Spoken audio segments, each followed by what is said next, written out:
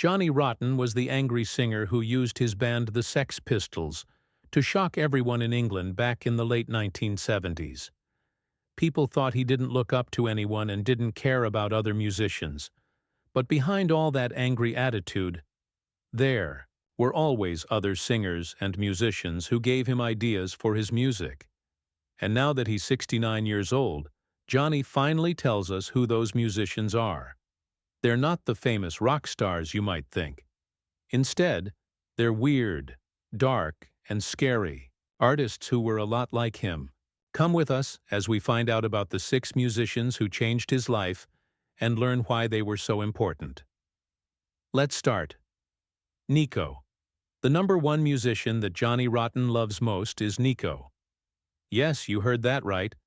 Nico was a strange singer who sang with a band called the Velvet Underground and also made her own music. She became Johnny Rotten's biggest musical obsession, even though he became the angry voice of punk rock. For Johnny, it all started in 1974 in an old record store in London when he found her album called The Marble Index. When he first listened to it, he was shocked. The album was sad, weird, and totally different from all the popular music at that time. Johnny said later, "She sings like she's already dead, but somehow more alive than anyone else. It's the most honest sound I've ever heard." While other people said her music was too hard to understand, Johnny heard the truth in it. It was rough, not polished, and totally fearless. This wasn't just liking her music. Johnny was amazed at how she turned her sadness into art. What made Johnny's love for Nico even more surprising was how different she was from other punk musicians. While most punk fans said they got their ideas from American garage bands or New York's famous music club CBGB, Johnny said his inspiration came from singers like Nico. To him, she was rebelling in a much deeper way. She wasn't just rebelling with her sound or her clothes, but with her spirit. In his words, she never gave up on her ideas, never tried to be likable, never said sorry for being hard to understand. That stubborn fearlessness became his example to follow. Nico showed him that music could make people uncomfortable, upset them, and even make them not like you, but still be completely real and honest. Johnny's obsession got stronger when the Sex Pistols were at their most famous. He would play the Marble Index over and over again, studying how she used quiet moments and how she refused to make anything that felt safe or comfortable. Those lessons went with him when he performed on stage. His choppy way of singing, his way of making the audience uncomfortable, his refusal to try to make people like him all came from Nico's way of doing things. While the Sex Pistols were known as total chaos, Johnny quietly used Nico's artistic discipline in every show. Her sad life only made him more fascinated with her. Nico had problems with heroin drugs, stopped being popular, and died suddenly in 1988 after a bicycle accident in a place called Ibiza. To Johnny, her story was both a warning and proof that she was right. It showed how much it costs to refuse to give up on your art, but also how that kind of art lives forever. Unlike pop stars who disappeared when fashion changed, Nico stayed frozen in time, haunting and impossible to forget. Johnny respected that sacrifice, maybe because he too spent his life choosing the harder path. By the time Johnny turned 69, Nico's influence had become more than just nostalgia. It was like his moral compass. He still talks about her music as the gold standard, proof that real artists are measured not by how much they sell or how much people approve, but by how honest they are. He openly compares his own choices, like refusing to get the Sex Pistols back together for quick money, to the kind of honesty that Nico had. In her, he found a permanent reminder that an artist's job is not to make people comfortable, but to make them face the truth. So when you look at Johnny Rotten's surprising list of favorite musicians, Nico at #1 shouldn't be seen as a weird choice. It's the ultimate revelation of his artistic DNA. For him, Nico wasn't just a singer. She was a lifelong teacher about rebellion, honesty, and fearless self-expression. Neil Young. Second on Johnny's shocking list is none other than Neil Young. Surprised? You should be. For a man who angrily spit at the establishment, his love. For a Canadian folk rock singer seems almost impossible. And yet for Johnny Rotten, Neil Young was living proof that true rebellion could survive by constantly changing and reinventing itself. His connection to Neil Young happened in the mid-1970s, just as his own career was about to explode. While most people his age were amazed by glitter and glam rock or chasing the raw edge of American garage bands, Johnny was looking for something deeper. He found it in Tonight's the Night, Neil Young's grief-filled 1975 album written after two of his closest friends died from drug overdoses. To casual listeners, the record sounded broken, even depressing. But to Johnny, it rang with brutal honesty. The kind of unfiltered truth he believed music was supposed to deliver. From that moment, his obsession grew. According to Sex Pistols guitarist Steve Jones, Johnny would play Tonight's the Night over and over and insist, "This guy doesn't care if people like what he's doing." That one line summed up why Johnny connected so strongly with Neil Young in a time when most musicians were chasing hit songs. Here was someone willing to make his audience not like him in order to stay truthful. For Johnny, it was a revelation. Rebellion wasn't just about making noise, it was about daring to be disliked. What made Neil Young's place in Johnny's heart even stronger was how unpredictable he was. While bands like the Rolling Stones were repeating familiar guitar riffs, Neil Young was changing directions without warning, from folk ballads to heavy rock, from electronic experiments to country music. Johnny admired this fearless evolution. As he told Rolling Stone magazine in 1980, "Neil Young changes direction every time people think they've figured him out." For Johnny, that wasn't being inconsistent. It was courage. It was proof that an artist could survive, even do well, by burning the map and refusing to walk the same road twice. This philosophy seeped into Johnny's own career choices. When the Sex Pistols broke up in 1978, record companies offered enormous amounts of money for a reunion. Many bands would have jumped at the chance. Johnny refused. To him, repeating the Sex Pistols would have been the ultimate betrayal of punk's spirit. Instead, he formed Public Image Limited, diving into harsh sounds, long songs, and uncharted territory. Like Neil Young, he would rather confuse and challenge people than become a nostalgia act. It was a harder road, but in his mind, the only honest one. Neil Young's battles with the music industry only made Johnny respect him more. In the 1980s, Neil Young was sued by his own record label for releasing albums they said were too uncommercial. To most people, this was career suicide. To Johnny, it was heroism. Here was an artist willing to face financial ruin and public scorn just to stay true to himself. It mirrored Johnny's own fights with managers, journalists, and audiences who wanted him to play the character of Johnny Rotten forever. Neil Young proved that survival wasn't about giving in. It was about fighting back. Decades later, his admiration hasn't dimmed. At 69, Johnny still talks about Neil Young when defending his own decisions. He contrasts Neil Young with rock icons who turned themselves into jukeboxes of past glories, endlessly replaying greatest hits for stadium tours. Neil Young, by contrast, constantly destroyed his own myths to build new ones. That relentless restlessness, that refusal to be trapped by success was what Johnny respected most. And so Neil Young holds the number 2 spot not because of style or politics, but because of something deeper.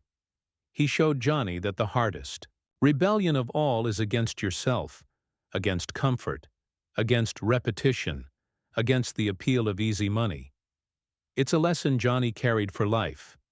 And at 69, he still measures his choices against that example. Graaf Generator. In third place, Johnny's choice is perhaps the most shocking of all.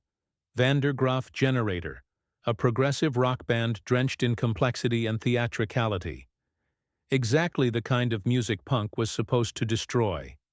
And yet for Johnny Rotten, they were not enemies, but soulmates. He didn't hear showing off in their work. He heard raw emotion dressed up in sophisticated music. Johnny's discovery came in 1975 at a friend's house party. While others were chatting and drinking, he froze when the album Pawn Hearts came on. Music was like a maze, chaotic and grand. But then came Peter Hamill's voice, piercing, desperate, almost crazy. Johnny later explained, "That man screams like his life depends on it, but he's doing it over these incredible musical landscapes. It's a punk emotion with classical power." That reaction says everything. For Johnny, Graaf Generator proved that intensity wasn't limited to 3 chords and a sneer. It could thrive within complexity. For Johnny, the appeal wasn't in the band's technical fireworks, but in the raw honesty that powered every note. Many progressive rock bands of the 1970s were busy showing off their musical skills, stacking guitar, solos upon guitar, solos to impress audiences. Graaf Generator were different. Their precision was never cold. It was violent, passionate, and cathartic. Johnny called it beautiful violence, music that carried anger and truth, but transformed it into art. For a teenager searching for a sound that matched his own rage and confusion, this was like a door opening into a new world. The influence showed up quickly. Even in the Sex Pistols' brief reign, Johnny's stage presence carried hints of Peter Hamill's theatrical delivery. He studied how Hamill would stretch out syllables, how he used loud and soft parts to build up tension, and how his vulnerability made the aggression even more powerful. Johnny later told Melody Maker magazine in 1978, "Peter Hamill taught me that you can be sophisticated and still completely raw." It was a lesson that stayed with him, especially as he moved into his experimental years with Public Image Limited. When Johnny embraced longer songs and strange structures with PIL, critics accused him of betraying punk. But to him this was punk at its core, refusing to be boxed in. Graaf Generator had shown him that being smart did not weaken music. It made it more dangerous. He defended his progressive rock sympathies against purist punks by arguing that simplicity without emotion was meaningless, while complexity, with honesty, could cut even deeper. It was a position that confused some fans, but revealed the breadth of his musical imagination. Graaf Generator also appealed to Johnny's sense of rebellion against rules. Whether those rules came from mainstream rock or from punk itself, he saw Peter Hamill and his band as outsiders creating music that was too strange for the charts, yet too powerful to be ignored. In them, Johnny recognized fellow travelers, artists willing to make audiences not like them to express something true. Even decades later at 69, Johnny still points to Graaf Generator as proof that punk and progressive rock weren't enemies, but secret allies. Both were reactions against bland commercial rock. Both tried to push listeners out of their comfort zones, and both were committed to truth over acceptance. For Johnny, Peter Hamill's desperate scream was as punk as anything he ever did with the Sex Pistols. So when Johnny Rotten places Graaf Generator at number 3, it's not a joke, and it's not irony. It's a reminder that the most shocking influences are often the ones that cross boundaries we thought were unbreakable. For him, progressive rock wasn't the enemy. It was proof that rebellion could wear many faces, even one as theatrical and complex as Peter Hamill's. Lee Scratch Perry. At number 4, Johnny Rotten takes us far from London's grey streets and into the smoke-filled studios of Kingston, Jamaica. His choice is Lee Scratch Perry, the weird producer who turned reggae music inside out and created dub music as if he were a mad scientist. For Johnny, Perry wasn't just another musician. He was proof that the recording studio itself could be a weapon of rebellion. Johnny's introduction to Perry's music came at a Notting Hill apartment in the mid-1970s. A friend played one of Perry's dub experiments, and Johnny was amazed. Instead of polished production, the room filled with echo, reverb, and sounds that seemed to collapse in on themselves. Johnny later said, "This man is turning music inside out and upside down. He's not just making records, he's creating new realities. That reaction captures why Perry fascinated him. He was inventing entire worlds of sound, breaking every rule of normal music. For Johnny, Perry represented freedom on a different scale than anyone else. Punk was about breaking social rules on stage, but Perry was breaking musical laws in the studio. While most producers aimed for clarity and perfection, Perry embraced distortion, mistakes, and sound accidents. He called it controlled chaos. Johnny admired that Perry could turn chaos into something that made sense, proving that rebellion didn't have to be loud or angry. It could be subtle, experimental, and yet still terrifying to the establishment. The influence showed itself in Johnny's later work with Public Image Limited. Dub's fingerprints were everywhere, in the heavy use of echo, in the way instruments were pushed to the background or foreground unexpectedly, in the emphasis on space as much as sound. Johnny absorbed these techniques and transformed them into something uniquely his own.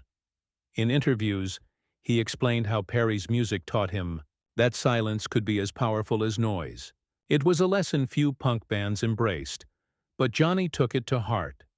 Critics often dismissed Perry's experiments as self-indulgent or incoherent, but Johnny defended him with passion.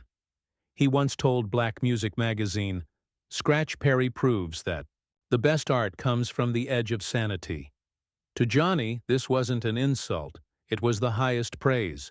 It meant Perry had the courage to push himself into dangerous creative territory, to walk a line where brilliance and madness blurred. That spirit spoke to Johnny's own sense of outsider identity. Both men were willing to risk being misunderstood in order to find something new. What made Perry even more significant in Johnny's eyes was his refusal to play by anyone's rules. Not reggae, not pop, not even his own. He burned bridges, sabotaged his own studio at times, and yet kept reinventing himself. Johnny felt a connection in that outsider status. Just as Perry refused to belong to one type of music, Johnny refused to be caged by punk rules. Both lived as proof that rebellion doesn't end once you've overthrown the establishment. It continues by refusing to be predictable. Even decades later at 69, Johnny still speaks of Perry with wonder. The lessons he learned from dub music, using the studio as an instrument, treating silence as part of the song, and embracing chaos as creativity, remained part of his artistic DNA. He often pointed out that Perry showed him a different kind of rebellion, one that wasn't about destruction, but about transformation. So when Johnny Rotten puts Lee Scratch Perry at number 4, it isn't about style or fashion. It's about recognizing a visionary who taught him that rebellion could be built from echoes, silence, and madness. For Johnny, Perry was more than a producer. He was a prophet of sound, and his chaotic genius still shapes the way Johnny hears and creates music to this very day. Scott Walker. Fifth on Johnny Rotten's list is Scott Walker, a choice that still stuns fans who only think of Johnny as an angry punk rocker. Walker started as a teen idol with a group called the Walker Brothers, singing sweet pop songs for screaming fans. But that wasn't the version of Walker that Johnny loved. His admiration was born when Walker gave up fame and dove into darker, more experimental music that scared record labels and confused his audience. Johnny discovered Walker's solo albums in 1976 when someone at a small record shop recommended them. While many people still remembered Walker for hits like "The Sun Ain't Going to Shine Anymore," Johnny was mesmerized by the later, stranger work. Here was a man who deliberately walked away from commercial glory and embraced being unknown to pursue uncompromising art. To Johnny, that was the truest form of rebellion. According to Sex Pistols manager Malcolm McLaren, Johnny became obsessed with Walker's transformation. He told McLaren in amazement, "He went from teen idol to complete artistic madman. That's real punk. Destroying your own success to find something true." That statement reveals how Johnny measured authenticity. Not by popularity, but by the willingness to burn everything down in search of honesty. In Walker's journey, he saw the same kind of fearless leap he longed to make himself. For Johnny, the power of Walker's music was in its emotional danger. Unlike polished pop or predictable rock, Walker's later albums sounded like orchestral nightmares, grand, terrifying, and full of strange beauty. Johnny once explained, "Scott Walker taught me that real rebellion means abandoning what makes you popular." That line explains why Johnny identified with him so strongly. He admired not just the sound, but the courage it took to make your own fan base not like you in order to grow as an artist. The influence crept into Johnny's own work, especially in his post-punk years with Public Image Limited. His willingness to use dramatic arrangements, harsh textures, and unconventional vocal techniques owed much to Walker's example. Bandmates remembered Johnny studying Walker's theatrical phrasing, practicing how to stretch emotion across a single line until it felt unbearable. He wasn't copying. He was absorbing lessons on how to amplify emotion without compromise. Of course, Walker's shift baffled critics and angered fans who wanted the old teen idol back. Johnny defended him passionately. He argued that choosing art over easy money was the hardest decision any musician could make, and that Walker's courage deserved respect, not ridicule. In Walker, Johnny found proof that artistry wasn't about pleasing an audience. It was about telling the truth, even when it cost you everything. By the time Johnny reached 69, his respect for Walker had only deepened. He often cited Walker as an influence when justifying his own unpredictable career. Like Walker, Johnny rejected the safety of repetition. He too risked being called irrelevant or difficult, but he believed that constant reinvention was the only path to integrity. Walker showed him that evolution was not a luxury, but a duty, Captain Beefheart. Finally, at number 6, Johnny Rotten turns to one of the strangest and most uncompromising figures in 20th century music, Captain Beefheart. To most listeners, Don Van Vliet's records sounded chaotic, unlistenable, even absurd. But to Johnny, they were revelations. Beefheart represented rebellion in its purest form, art without compromise, without apology, and without the faintest concern for approval. Johnny's obsession began in the mid-1970s, when he was introduced to the legendary Trout Mask replica. For casual listeners, it was 40 minutes of confusion, jarring rhythms, off-kilter guitars, and vocals that felt like spoken word colliding with blues.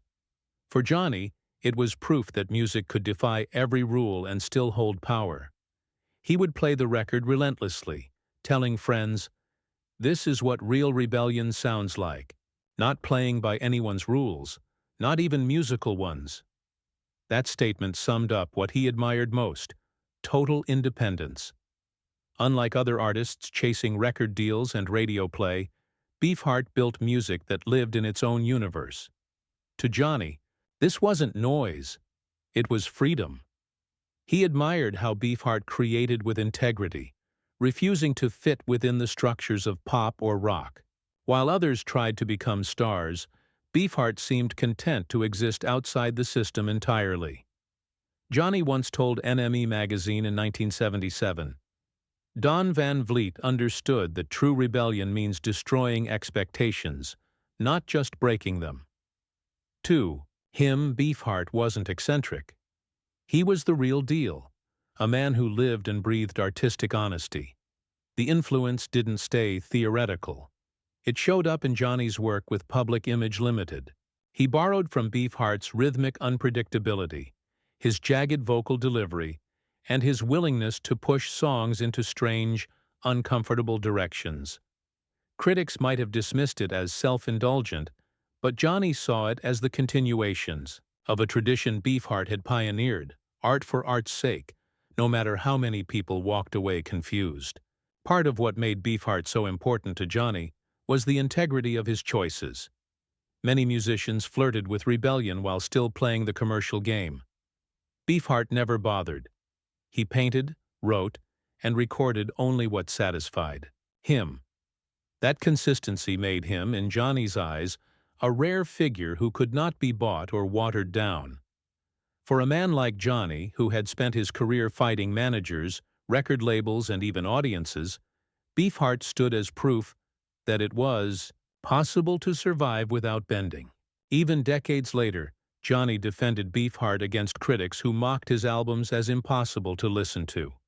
He argued that difficulty was the point.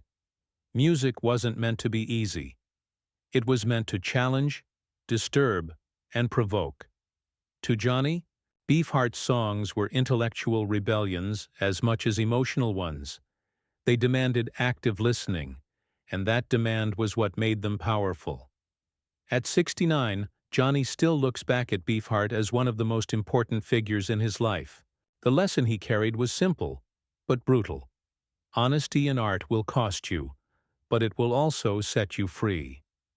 He often contrasted Beefheart with commercial musicians who grew rich but left behind little of lasting value. Beefheart, misunderstood though, he left a legacy that inspired punks, experimentalists, and anyone who believed art should never bow to the marketplace. So when Johnny Rotten completes his list with Captain Beefheart, it is less about shock and more about recognition. He saw in Don Van Vliet the courage to stand alone, to risk ridicule, and to create art untouched by compromise. That was the greatest rebellion of all. And that's the musicians who shaped Johnny Rotten. Nobody expected Nico's haunting voice to Neil Young's reinvention, Graaf Generator's chaos, Lee Scratch Perry's dub experiments, Scott Walker's beautiful darkness to Captain Beefheart's uncompromising art. Each of them influenced punk's most infamous voice. What's surprising is that the man who spat at the establishment and screamed, "No future," built his rebellious world out of some of the most complicated and experimental artists in history. Now it's your turn. Which out of these 6 names shocked you the most? And if you enjoyed this story, don't forget to hit like and subscribe. There are plenty more untold tales from music history waiting for you. See you later.